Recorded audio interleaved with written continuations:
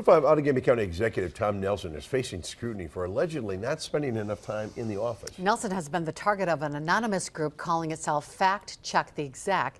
And the group's most recent open records request will be discussed by the county board during a meeting tonight. Jason Zimmerman has been looking into this matter. He's live for us in Appleton. Jason.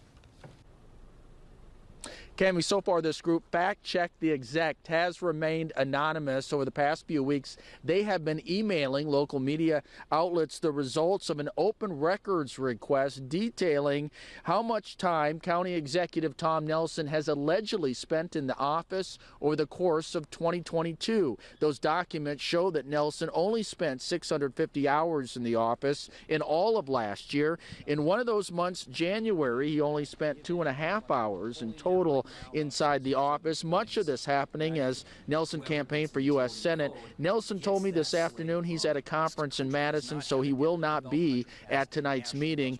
The item on the agenda comes from Nelson saying in interviews to other media outlets that he uses his phone to conduct business at home.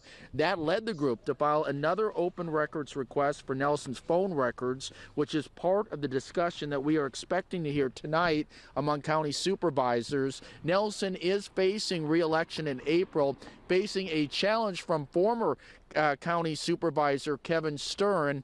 We reached out to Stern today, and we are still waiting a response. Tonight's meeting starts at 7. We'll have an update at 10. Reporting live in Appleton, Jason Zimmerman, Action 2 News.